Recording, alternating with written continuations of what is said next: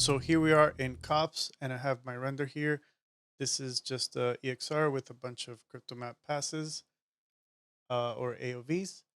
And the first thing you do is add AOVs from file. It'll go ahead and populate all those files, all those Cryptomatte outputs. So we have them here. And normally what you would go ahead and do is get a Cryptomatte right here. And then we'll connect it and we'll start connecting all these, right? And then we'll duplicate that, disconnect these, right? And then we'll have to organize things. So we want to do crypto material, and then we'll do crypto object, and so on. So this part of the process is a bit tedious. So the tool that I put together kind of streamlines this part, and all we got to do is select our EXR with the Cryptomatte AOVs, and then we'll click on the split layers and with the proper names. Perfect. So then now we can go ahead and select one of these and then click on it and see the output that we have. Now, something that I really don't like how this is set up is that we can't really see anything.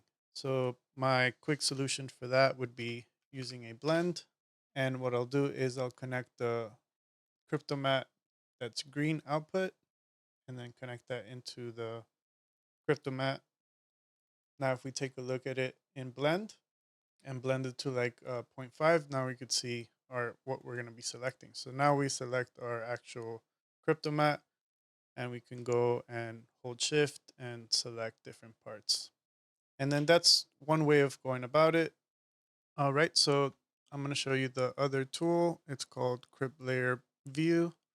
So if we launch that, we can go ahead and this is already auto detected here. So normally we just go select it. If it's not selected, click on pick, right? And then what you can do is now select a Cryptomatte, and then it'll automatically update the left and right panel. So the right panel is what's available and then what we selected. So we can clear it out if we want, and we can select different parts of it.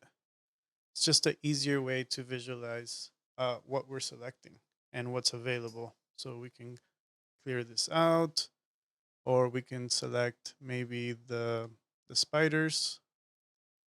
Nothing is selected here, but if we take a look, we gotta make sure we always will select it and view it. So what you can do is just hold R. So next time you select, you just hold R, select it, and then you can see I start picking different parts here. And this one's obviously a little bit hard to know because I'm using a PT num as a Cryptomatte and it's just taking the number. But if we take a look at something like the crypto object, now we could see what populates here. And I can just start selecting. There's volume. I don't want that. Maybe we want the floor. And then we can double click on the other side to remove. So we just have the floor here or the curves.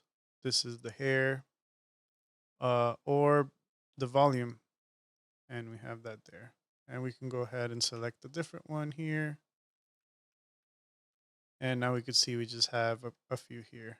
Fog, or we can do spiders or spider, which is everything here using the material and the floor.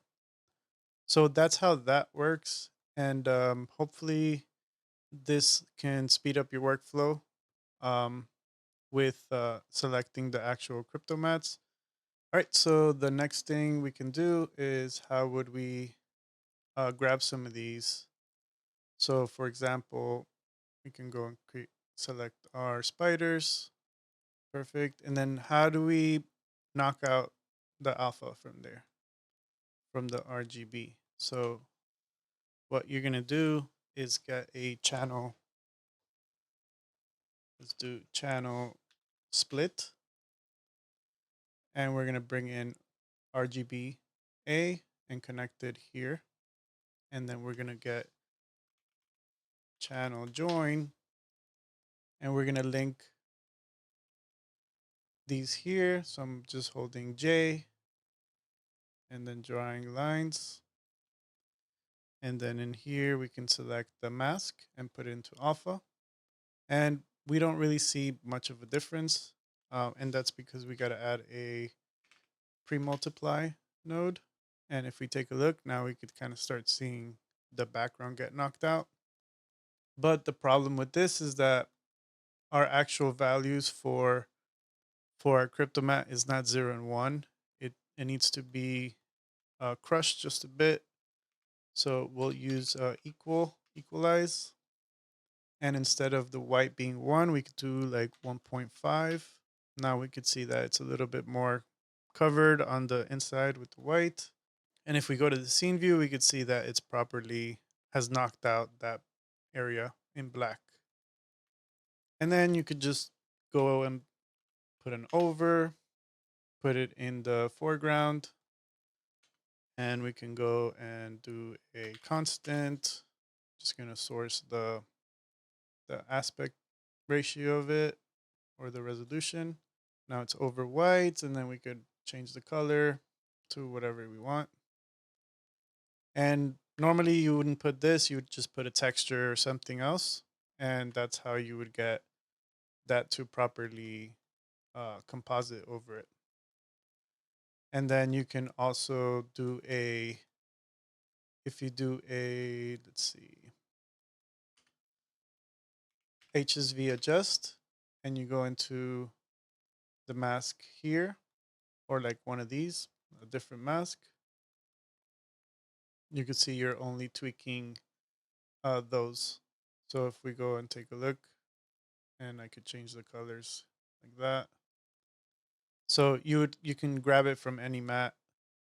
So if we select this here, let's go object, I don't know, select some different ones here. Didn't really see what we had selected, but let's connect that into the mask.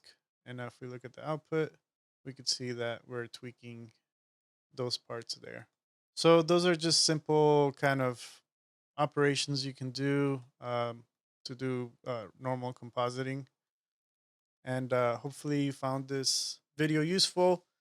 The tools are going to be on my Gumroad page, so be sure to check them out. Let me know what you guys think, and I'll see you guys on the next video.